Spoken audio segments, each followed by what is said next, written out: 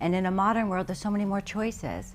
There's so many more things we do to cope, and so many more ways we have to transcend the things we're experiencing to match our inner beauty with how we feel about us outside, to match our outer feeling about ourselves with what we're experiencing inside, and making sure that it matches, so that we're not just transcending all the external worldly things, that we're actually aligned inside. Right, and you were saying to me also that what's important to know is that everybody's on their own path, yes, on their own journey, and because one person, feels beautiful when they're walking in nature, or they see the squirrels, and that's beautiful for them. That makes them feel beautiful.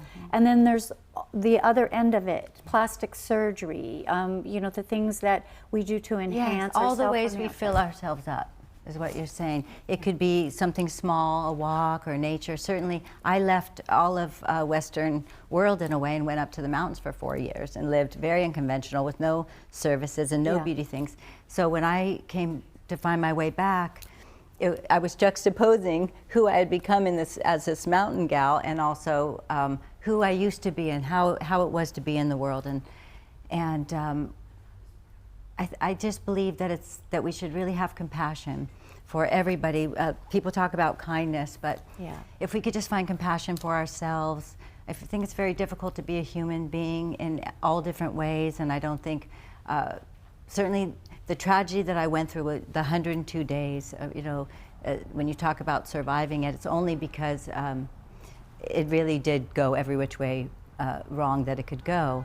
And the only reason why I do the work that I do now is because I didn't want it to happen to somebody else. Right. And I don't think everybody has to do that when they have a tragedy, but if they do, and they don't understand it, it can be very healing to find some answers and figure out what everything is. But always the game is with the self, and always we have to look at who we are up against others. And if we're feeling this hate, you see a lot of this kind of hatred and resentment and bullying and all of these things that have such a platform now that are so painful for young girls growing up and for everybody. It's really important for you to take a minute and say, who am I up against this? How do I feel? How do I feel up against this person? Who am I up against that? And to take time to fill that up with things that help you. That make you feel good. Yeah. Often we have a part in us that we learned when we were young, some kind of a doubt. Maybe a mother was tough, or someone in our life was tough on us. And so even though we were too young and it hurt us, we may not realize that we believed it a little bit. Yeah. Somewhere we retain that. And so this happens in trauma too, when you feel like something's your fault or you could have done something different. You're transcending all these things. There's so much gymnastics to transcend that you have to find ways. But the biggest, most important thing I tell people is to have that compassion for yourself. Remember that you might believe some of those painful things. You might need to nurture yourself a little bit more as you're going. And I think with modern beauty, what I try to encompass in that is that it's different for everyone. Yes. And it's really hard sometimes to be that person that can understand somebody that is totally opposite of them, that does things totally different. But I think what's important, and I think what you try to do, is show people that accept yourself first.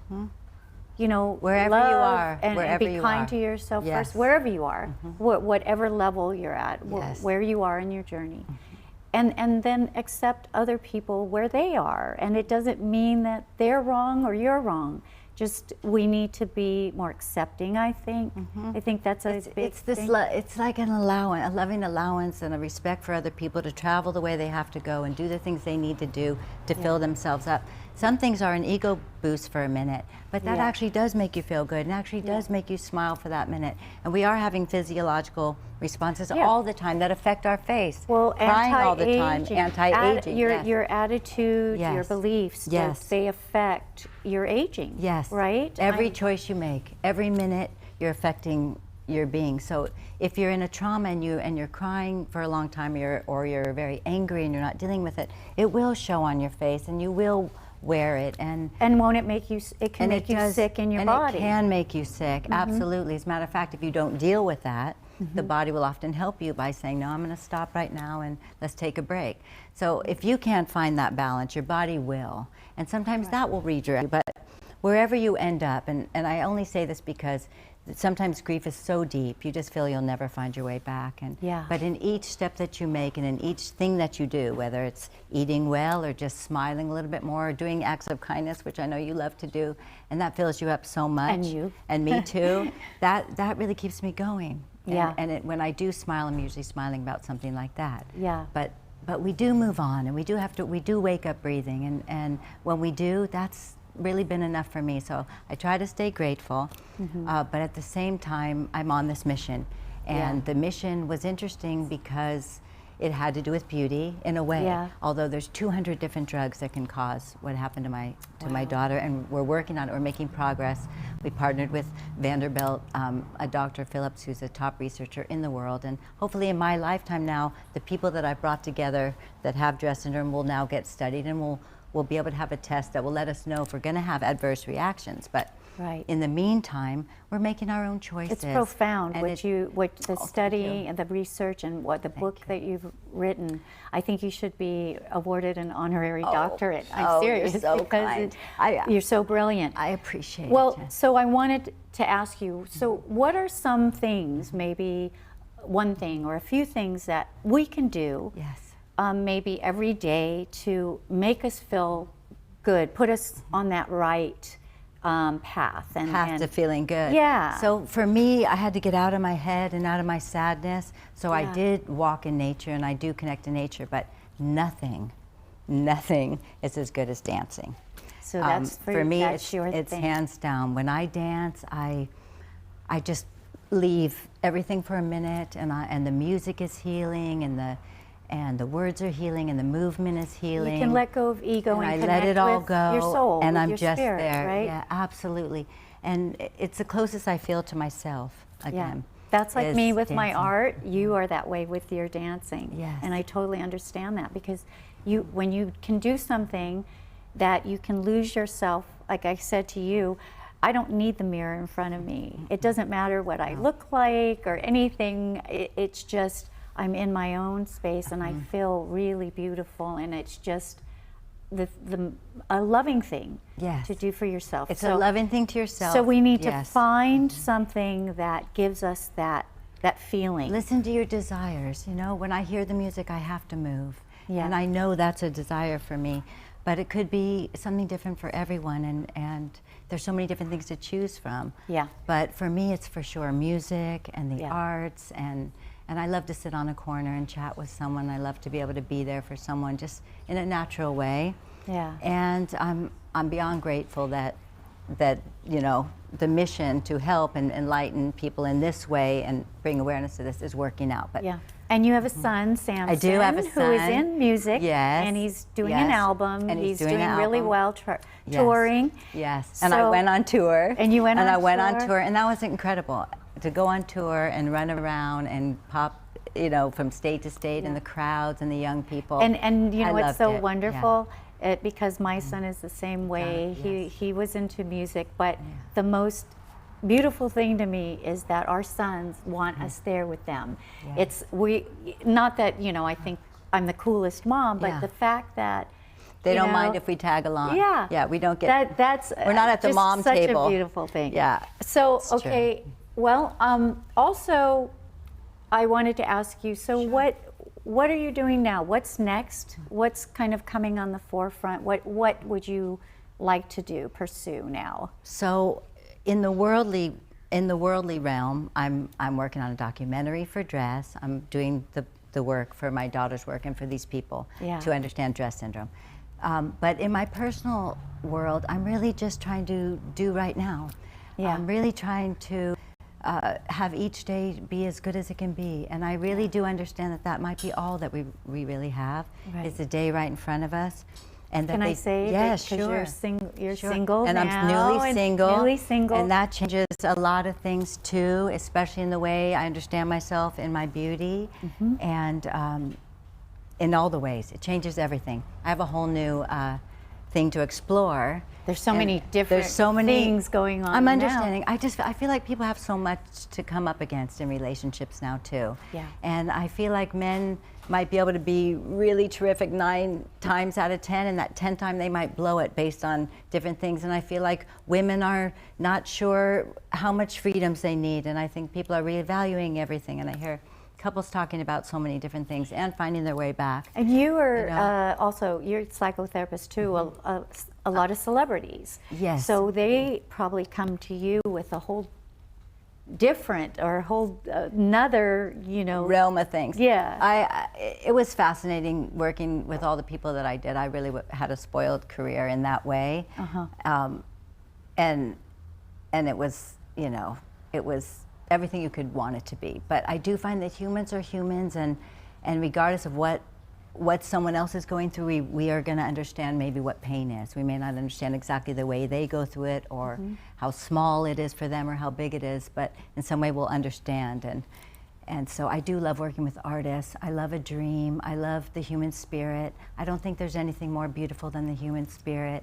And I find that so much in people who have dreams, especially in the arts.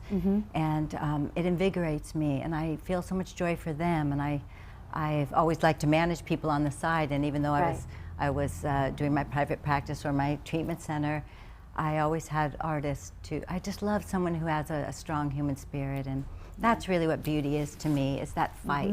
So, well, I think we were also saying how we feel the most beautiful, you know, not when we're our ego is involved and all of this, but when we're doing something to make somebody happy, to help somebody, to give back.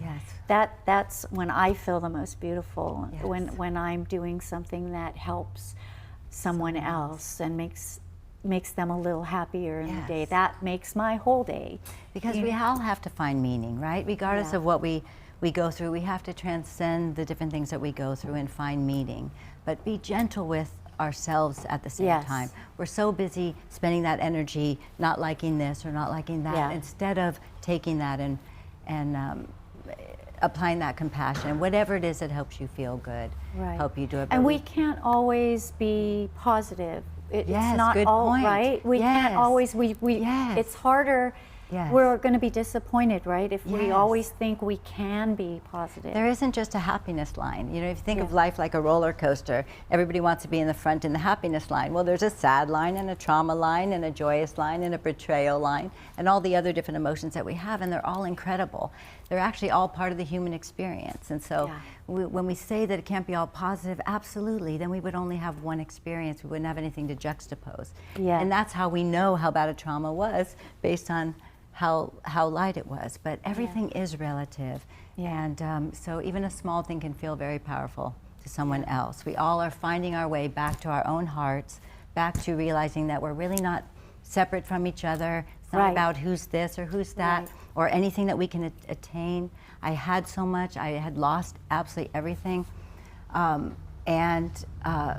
I still can sit here today, have my friend, share the special moment for you. Watching you be in your element, your whole career has been incredible, and so it's a pleasure to be here and help any way I can. Well, thank you so much for being here. I love you so much. I love you so know, much, Jen. 30-something years, and I remember the day that we met. It's clear to me, so clear in my mind. And you've always been supportive. You've always been that person that belongs where what you do is perfect because you help so many people. You're so beautiful, and I'm thank you so much for being here. So I want to say thank you so much for joining us, and I hope you join me for the next episode of Modern Beauty with Jen Braff. Thank you so much. Thank you, Nancy. Thank you.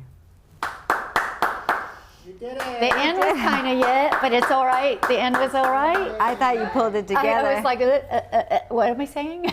I know, because it was But it was it's always perfect better on the how phone. you- We tried to rope it back.